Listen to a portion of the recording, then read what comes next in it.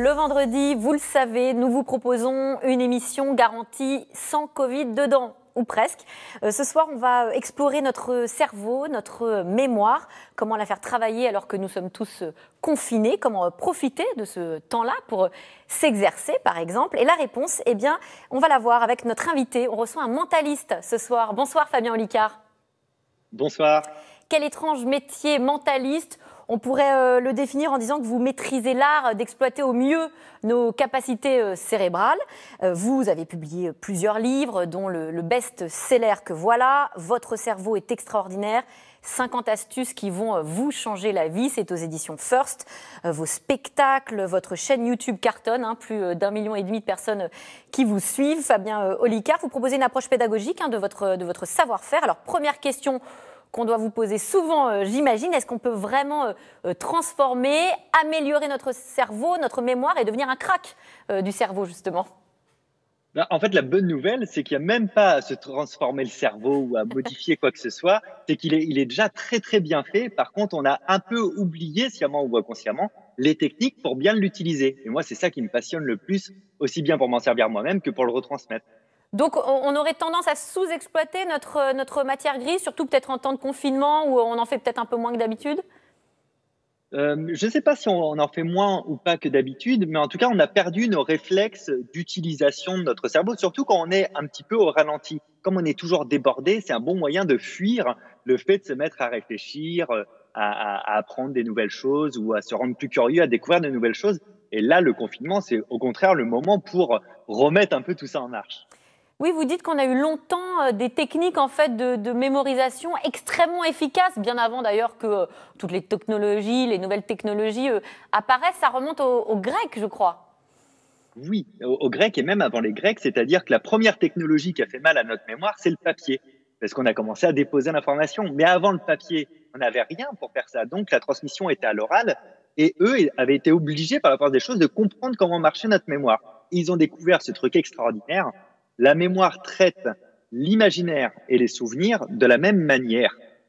Et donc, de là, ils ont développé des méthodes telles que le palais mental, par exemple. Alors, le palais mental, je vous l'explique rapidement. On va y C'est le revenir fait de... peut-être après.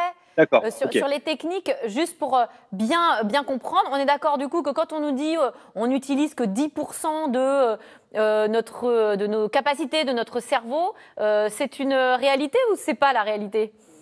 C'est pas du tout la réalité, mais à cause de Luc Besson et de son film Lucie, on croit tous que c'est vrai. En réalité, on utilise 100% de notre mémoire, ça on le voit par imagerie cérébrale, mais 100% de notre cerveau, mais jamais en même temps. Parce que là, il surchaufferait au sens propre, littéral du terme. Mais c'est pas tant qu'il existerait des zones inexplorées du cerveau qu'il faut une recette, une espèce d'utilisation pour bien exploiter le cerveau. Alors, si je comprends bien, il faut revenir aux fondamentaux. On s'entraîne sur des techniques qu'on a un peu oubliées.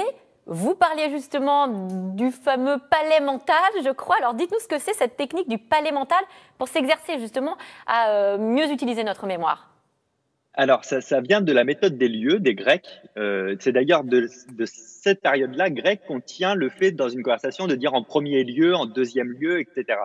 En réalité, on s'imagine, par exemple, chez soi, dans un lieu qu'on connaît bien, et on visualise ce lieu. Il n'y a pas besoin de l'apprendre. Vous connaissez votre maison, a priori, je pense.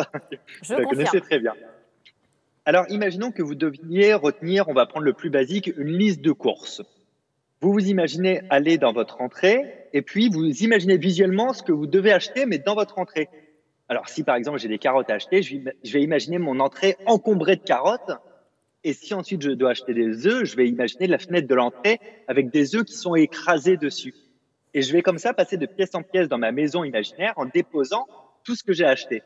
Ce qui fait que dans le magasin, 1 heure, une journée, voire 4 jours après, je vais me remémorer mon trajet dans ma maison et instantanément, sans avoir eu à l'apprendre, j'ai les carottes qui vont me revenir en mémoire dans mon entrée, j'ai ces œufs qui vont revenir sur la fenêtre, parce qu'encore une fois, comme les œufs et l'entrée existent déjà dans ma mémoire, il y a une connexion imaginaire qui s'est faite entre les deux et on n'a pas d'effort à faire pour le retenir. Alors ça marche, bon, ok, si je dois acheter des carottes et des œufs, mais si j'ai un caddie entier à remplir et, je sais pas moi, une 50aine de produits à acheter, ça paraît très laborieux, non, comme technique ? Alors pas du tout. Ça, c'est la première chose, c'est qu'on Pourquoi ? peut facilement stocker une centaine de choses.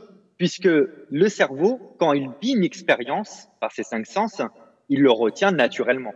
Eh bien, si on imagine quelque chose qui n'a pas existé, le cerveau croit que c'est une expérience réelle aussi et il le range dans la mémoire à moyen terme aussi facilement que si vous aviez réellement vu votre entrée pleine de carottes. Vous dites que la mémoire mémorise mieux par petits paquets, ça veut dire quoi ça?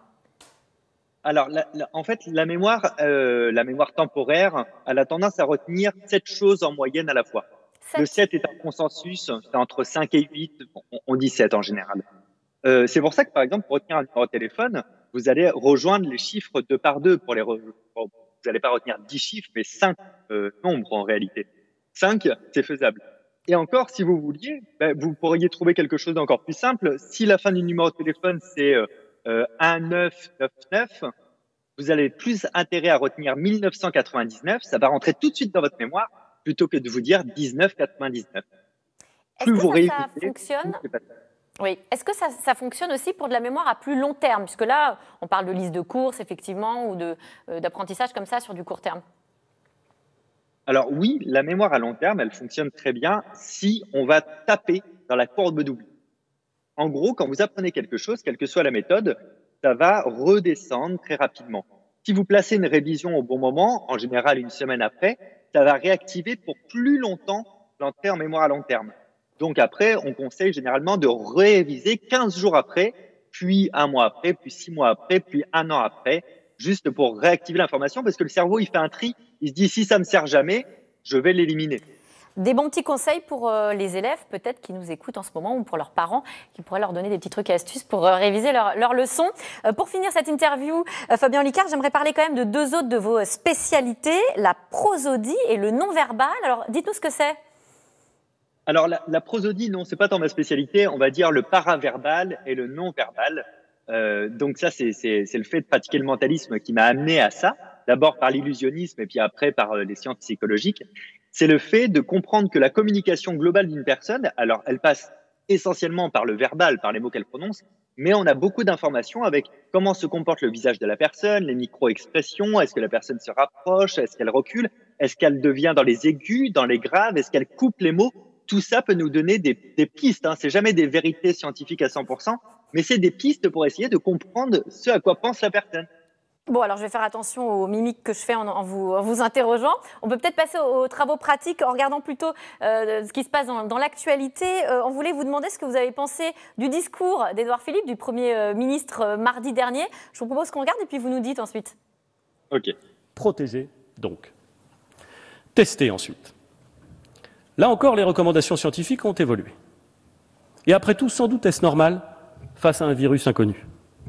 Cette crise sanitaire renvoie décidément tout le monde à un devoir d'humilité. Alors, qu'est-ce que vous vous dites quand vous écoutez le Premier ministre? Est-ce que vous interprétez sa gestuelle, ses mots? Alors, la gestuelle, là, pas beaucoup, parce qu'il revient souvent à une position d'appui, qui peut être d'aide ou magistrale. Là, pour le coup, c'est plus le paraverbal qui m'intéresse, c'est-à-dire il découpe beaucoup ce qu'il dit, avec beaucoup de retours sur le texte, et donc un vrai détachement, c'est-à-dire qu'il n'est pas forcément en train de conscientiser ce qu'il dit. Ça pourrait être interprété, encore une fois, c'est qu'une piste, comme quelqu'un qui a peur de donner un élément faux ou incohérent ou inconcret. Et on voit qu'il découpe beaucoup ce qu'il dit, c'est très peu lié. Il revient souvent pour bien dire la bonne phrase au bon moment. Donc, il y a quelqu'un qui a une crainte de donner les mauvaises informations et de se prendre le courroux qu'il pourrait y avoir en retour. On est plus sur une protection. Sur une maîtrise la plus parfaite possible du texte. Merci Fabien Olicard de nous avoir donné des pistes de réflexion, d'entraînement aussi pour notre mémoire et pour ceux qui veulent aller plus loin. Ils peuvent découvrir votre prochain spectacle, même en restant confinés. Ce sera le 7 mai en direct sur Internet et ça s'appelle le confinementalisme. Exactement. C'est un programme. Merci à vous. Merci d'avoir répondu à nos questions. Tout de suite, c'est dans l'air. N'hésitez pas à poser justement vos questions aussi sur l'émission du jour au 41 555. C'est tout de suite et moi je vous dis bon week-end, à lundi prochain.